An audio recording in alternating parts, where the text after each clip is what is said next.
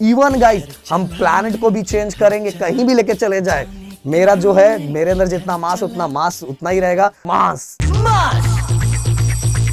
अगर मैं अर्थ को छोड़कर ऊपर ऊपर ऊपर जा रहा हूं तो भाई मेरे को छोड़ के जाएगा, मैं तेरे को भूल जाऊंगा।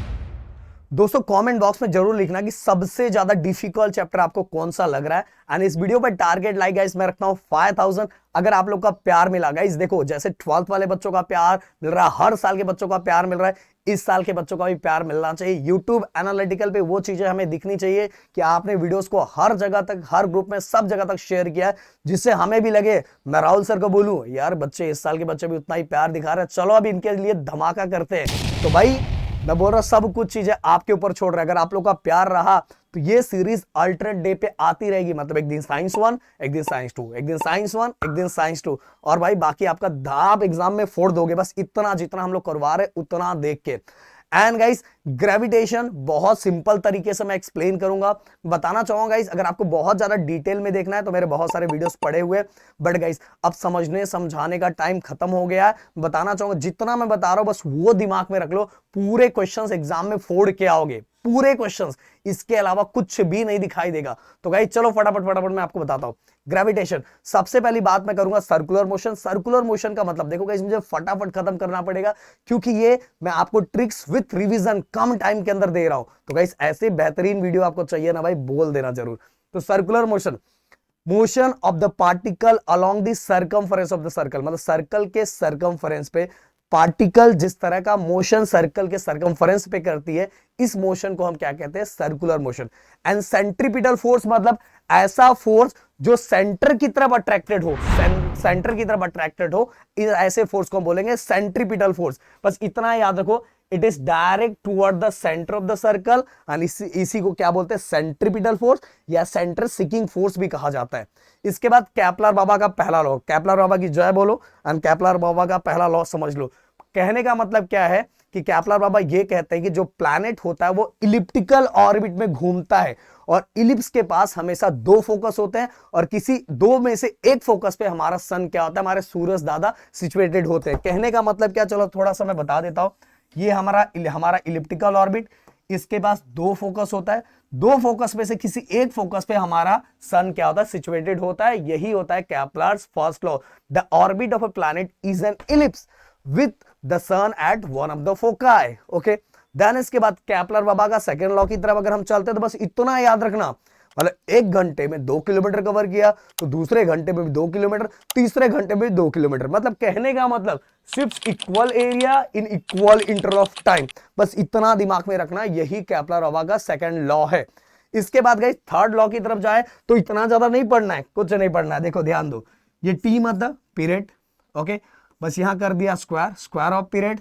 आर मतलब mean distance from sun to planet, और इसको कर दिया क्यूब, और ये प्रोपोर्शनल का sign. Square of period is directly proportional to cube of mean distance from sun to planet.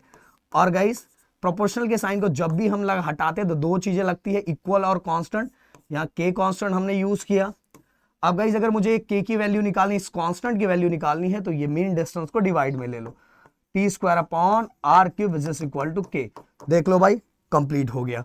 बस ये स्टेटमेंट याद रखना, square of period is directly proportional to cube of mean distance from sun to planet. Then proportional को replace करो और काम जिंगा लाला, देखो तीनों लॉ खत्म कर दिया। बस आपको डायग्राम की प्रैक्टिस करनी है। इसके बाद guys Newton's universal law of gravitation, ज्यादा कुछ नहीं पढ़ना, बस इतना याद रखो। क्या याद रखो, ये हमारा फोर्स होता है डायरेक्टली प्रोपोर्शनल। देखो गाइस दो बॉडी दिख रहा है, तो पहले बॉडी का मास m1 ले लिया, दूसरे बॉडी का मास m2 ले लिया, दोनों के बीच का डिस्टेंस कहीं d लिया जाता कहीं r लिया जाता, दोनों का मतलब एक ही है, तो दोनों के बीच के डिस्टेंस को हम स्क्वायर कर लेते हैं, क्योंकि डायग्राम में d लिया तो मैं d लिख देता हूं। अब देखो स्टेटमेंट में बोलता हूं, ग्रेविटेशनल फोर्स जो दोनों ऊपर ऊपर है, उनके बीच में जो रिलेशन है डायरेक्टली प्रोपोर्शनल का मतलब ये होता है ये बढ़ेगा तो ये भी बढ़ेगा, ये कम होगा तो ये भी कम होगा। तो जो दोनों ऊपर है उनके बीच का रिलेशन डायरेक्टली प्रोपोर्शनल, एंड दो एक ऊपर और एक नीचे है उनके बीच का रिलेशन इनवर्सली प्रोपोर्शनल। तो gravitational force is directly proportional to product, multiply हो रहा है ना दोनों के बीच में, product of their masses and inversely proportional to square of distance between them. जो दोनों के बीच का डिस्टेंस उसको क्या करना है, स्क्वायर करना है। हो गया statement. Directly proportional product of their masses, product मतलब multiply, and inversely proportional square of distance between them, दोनों के बीच के डिस्टेंस को स्क्वायर कर रहे हैं। अब जैसे ही प्रोपोर्शनल के साइन को मैं हटाऊंगा तो यूज होगा कांस्टेंट। तो प्रोपोर्शनल के साइन को हटाया तो दो चीजें यूज होती, इक्वल और कांस्टेंट।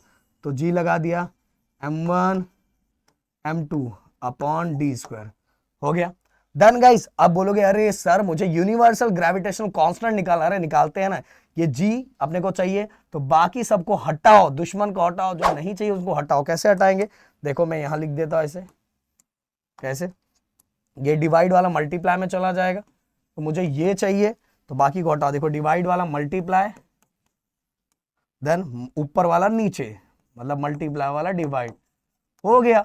यूनिवर्सल ग्रेविटेशनल कांस्टेंट का अपना फॉर्मूला बन गया। अगर इसी का यूनिट निकालना है तो कैसे निकालेंगे, फोर्स का क्या होता है न्यूटन, डी क्या है एक तरह से डिस्टेंस है, डिस्टेंस का क्या होता है मीटर, और स्क्वायर दिया इसलिए स्क्वायर लिख दिया। मास है ना, ये मास का यूनिट क्या होता है केजी, और 2 मास दिया हुआ इसलिए केजी स्क्वायर, हो गया खत्म, दोनों काम खत्म कर दिया हमने। और ये डायग्राम बनाओ, जो मैंने सिखाया बस वो कर दो और उसी को देखो स्टेटमेंट बना दो, काम खत्म। देन इसके बाद गाइस मास, मास मास के बारे में बस इतना ही पॉइंट रखो। सबसे पहले definition, mass is the amount of matter. Then इसके बाद गाइस मास का जो यूनिट होता है वो केजी होता है। मास एक स्केलर क्वांटिटी है, क्योंकि गाइस उसको डायरेक्शन की जरूरत नहीं पड़ती, इसलिए मास क्या स्केलर क्वांटिटी है। मैं डिटेल में नहीं बताऊं क्योंकि जितना काम उतना ही बोलता हूं।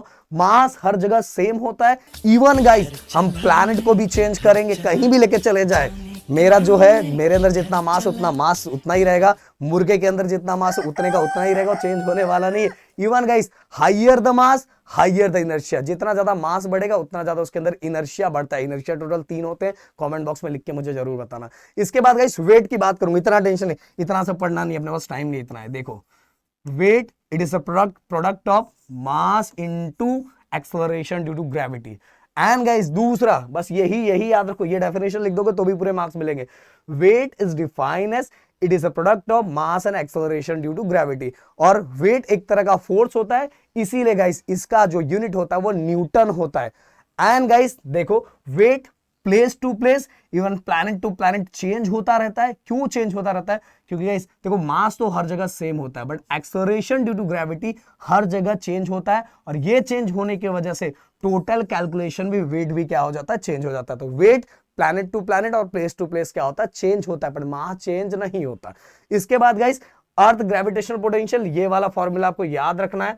अगर आपको ज्यादा जानना है कि ये कैसे आया तो प्लीज मेरा डिटेल वाला वीडियो देख लेना, समझ लेना, बट एग्जाम में बस इतना ही काफी है। इसके बाद आगे चलते हैं वैल्यू ऑफ जी।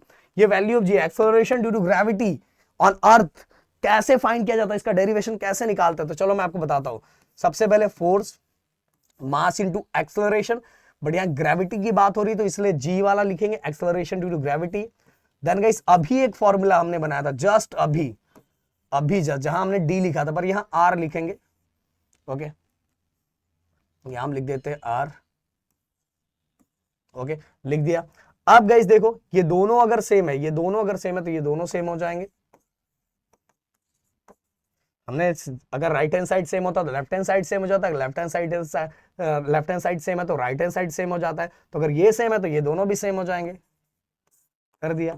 अब दोनों साइड से स्मॉल एम कैंसल, तो G equal to G M upon R square. Okay guys, और मैं इसको चेंज करता हूं। ये जो आर है गाइस, मैं थोड़ा यहां एक्सप्लेन करना चाहूंगा। इस आर को लेके, स्मॉल और कैपिटल आर को लेके बच्चे बहुत कंफ्यूज होते हैं। देखो गाइस, अगर कोई body on the surface of earth है, जैसे अर्थ का मास कैपिटल एम से डिनोट करते हैं, इसके रेडियस को आर से डिनोट करते हैं। मान लो एक ये बॉडी जो हमारा अर्थ का है और एक बॉडी है जो अर्थ के बाहर है, इसके मास को स्मॉल एम लेते हैं। तो mass of the object, mass of the earth and universal gravitational constant, अगर ये स्मॉल आर दिया हुआ है, जैसे अब यहां से यहां का डिस्टेंस हम लोग एच ले लेते हैं, तो या तो इस आर के जगह पे आप ऐसा भी लिख सकते हो, ऐसा आर प्लस एच। पर जिसको अच्छा नहीं लगे, नहीं सर मेरे को अच्छा नहीं लग रहा है, सर मेरे को एक ही लिखना है, तो भाई वो स्मॉल आर भी लिख सकता है। But guys in case object अभी भी on the surface of earth है, अर्थ के ऊपर ही है, तो अर्थ के ऊपर रेडियस कितना होगा, आर ही होगा, कि हाइट तो यहां जीरो है, हाइट जीरो है, तो final formula on the surface of earth के लिए फॉर्मूला क्या हो जाएगा, जीएम अपॉन आर स्क्वायर। तो गाइस ये याद रखना कब कब आर कैसे चेंज होता है, ये मैंने पूरा बता दिया। इसके बाद guys variation in value of G, बस इतना याद रखो, ये चीजें याद रखो। ओके ये देखो, ये ऊपर है ये नीचे, और दोनों में इनवर्सली प्रोपोर्शनल। इनवर्सली प्रोपोर्शनल का मतलब होता है एक बढ़ेगा तो दूसरा कम होगा। तो गाइस अगर मैं बात करूं सबसे पहले along the surface of earth, मतलब अर्थ के ऊपर ही हम घूम रहे, तो जी की वैल्यू कैसे कैसे चेंज होती है। तो सबसे पहले अगर मैं आपको बताना चाहूं, अगर आप समझो, तो इक्वेटर पे डिस्टेंस ज्यादा होता है, इक्वेटर पे डिस्टेंस ज्यादा होता है तो जी की वैल्यू क्या हो जाएगी, कम हो जाएगी, क्योंकि बताया ना दोनों के बीच में इनवर्सली प्रोपोर्शनल, एक बढ़ेगा दूसरा कम हो जाएगा। अगर मैं पोल की बात करूं, पोल पे देखो, पोल पे डिस्टेंस कम होता है, इसलिए जी की वैल्यू क्या हो जाएगी, ज्यादा हो जाएगी। तो बस ये देखो, change along the surface, equator पे, इक्वेटर की value of G less compare to poles, G की वैल्यू क्या होती है, इक्वेटर पे कम होता है, पोल्स पे क्या होता है, ज्यादा होता है। इसलिए यहां देखो शॉर्ट में मैंने लिखा हुआ है value of g on equator is less compare to both the poles. क्यों गाइस, रीजन क्या है, मैंने बताया क्योंकि इक्वेटर पे डिस्टेंस ज्यादा होता है, और डिस्टेंस ज्यादा होता है इसलिए जी की वैल्यू क्या होती है, कम होती है। पोल पे अगर बात करें तो डिस्टेंस कम होता है, इसलिए जी की वैल्यू क्या होती है, ज्यादा होती है। अब अगर हाइट की बात करूं तो हाइट का भी वही सेम कॉन्सेप्ट, हाइट का भी सेम कॉन्सेप्ट। अगर डिस्टेंस बढ़ेगा, अगर डिस्टेंस बढ़ेगा, ओके, तो जी की वैल्यू क्या हो जाएगी, कम हो जाएगी, समझ में आ रहा? और डिस्टेंस अगर कम होगा तो जी की वैल्यू क्या हो जाएगी, ज्यादा हो जाएगी। मतलब अगर मैं अर्थ को छोड़कर ऊपर ऊपर ऊपर जा रहा हूं, तो भाई मेरे को छोड़ के जाएगा, मैं तेरे को भूल जाऊंगा। तो ये छोड़ के ऊपर ऊपर जा रहा है, मतलब डिस्टेंस बढ़ रहा है तो जी की वैल्यू क्या हो जाएगी, कम हो जाएगी। बट अगर ये नजदीक आ रहा है, मतलब डिस्टेंस क्या हो रहा है, कम हो रहा है, तो जी की वैल्यू क्या हो जाएगी, बढ़ जाएगी। तो जस्ट उल्टा, ये देखो लिखा हुआ एकदम इशारों में मैंने बताया कि अगर अगर ये देखो ये ऊपर जा रहा है, मतलब हाइट इंक्रीज हो रहा है, तो decrease in the value of g. Okay, और गाइस यहां इसके अंदर कंडीशन मैं देखो पहले ये पॉइंट बता देना चाहता हूं, बहुत अच्छे तरीके से लिखा है। हाईएस्ट पोल्स पे होते हैं एंड इक्वेटर पे 9.78 होते हैं। क्या होते हैं मैंने रीजन बता दिया। इसके बाद चेंज विद द हाइट की मैं बात करूं तो गाइस जैसे जी इंक्रीज होगा, कब जी इंक्रीज होगा, जब हाइट डिक्रीज होगा। और जी कब डिक्रीज होगा, जब हाइट क्या होगा, इंक्रीज होगा। जस्ट उल्टा। और ये इक्वेशन का यूज करके ही मैंने बताया, क्योंकि दोनों के बीच रिलेशन इनवर्सली प्रोपोर्शनल है।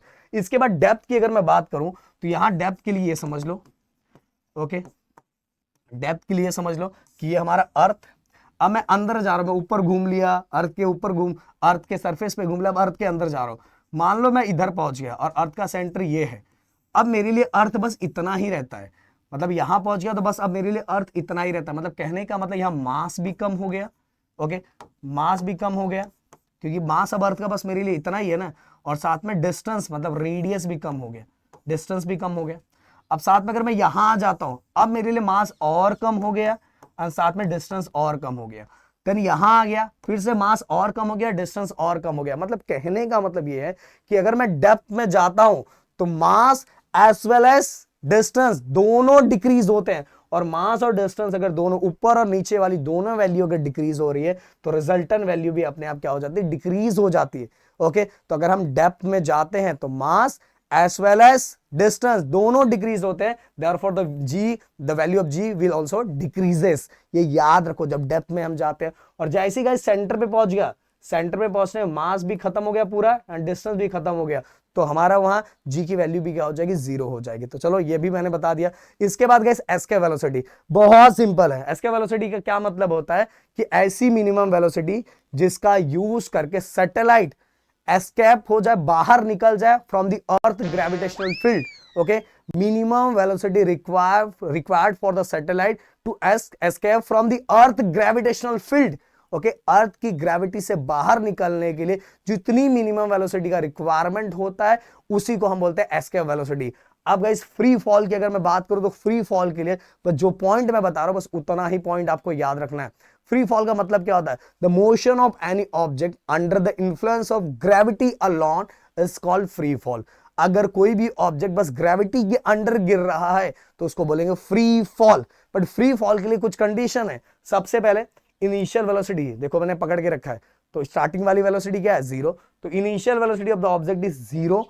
दूसरा, आप सभी को अगर मैं इसको ऐसे छोड़ूं तो भाई एयर पार्टिकल्स, बहुत सारे ऑब्स्टेकल्स है जिसके कारण इसकी स्पीड क्या होती है, डिक्रीज होती है ना, सही बात है ना। तो during the free fall frictional force due to air oppose the motion of the object. सही बात है ना, अगर मैं इसको छोड़ू तो बहुत सारे जो ऑब्स्टेकल्स है, एयर पार्टिकल्स, एयर्स, इसको क्या करेंगे, इसको मोशन को अपोज करेंगे। इसीलिए गाइस अगर मुझे सच्ची वाला फ्री फॉल करना है, मतलब सच्ची वाला प्यार होता है, उसी तरह सच्ची वाला फ्री फॉल भी होता है, तो ट्रू फ्री फॉल किसमें बस पॉसिबल है, वैक्यूम के अंदर पॉसिबल है। क्योंकि फॉल, फ्री फॉल तो हो रहा है, पर फ्री फॉल हो रहा है वो ट्रू फ्री फॉल नहीं है, क्योंकि इस बहुत सारे ऑब्स्टेकल मोशन को अपोज करते हैं। अगर ट्रू फ्री फॉल करवाना है तो किसमें पॉसिबल, ओनली वैक्यूम, जहां कुछ भी ना हो, जहां कोई एयर पार्टिकल्स ना हो, कोई ऑब्स्टेकल्स ना हो, बस ओनली ग्रेविटी हो, बस ओनली ग्रेविटी हो, तो उसको बोलेंगे ट्रू फ्री फॉल। और गाइस एक चीज और, यहां ये जो तीनों फॉर्मूले हैं, v equal to u plus a t को जी टी लिख दो, then h equal to u t plus half a t square, then v square equal to u square plus 2gs। Okay, अब यहाँ ओके तो guys इसके अंदर ये सभी, ये वाला जो है ना इनिशियल, क्योंकि फ्री फॉल की इनिशियल वेलोसिटी क्या होती है, जीरो होती है, तो ये सभी के सभी क्या हो जाएंगे, जीरो हो जाएंगे, ये सभी सभी जीरो हो जाएंगे, जीरो हो जाएंगे। तो देख लो अपने लिए फॉर्मूला क्या हो गया ट्रू फ्री फॉल के लिए। ओके, तो गाइस ये चीजें याद रखना, बहुत कम टाइम के अंदर मैंने शॉर्ट तरीके वाइज आप लोगों को ये पूरा चैप्टर कम में रिवाइज करवा दिया। आप कमेंट बॉक्स में लिखना कि नेक्स्ट चैप्टर आपको कौन सा चाहिए। Thank you so much guys, जय हिंद एंड जय महाराष्ट्र दोस्तों।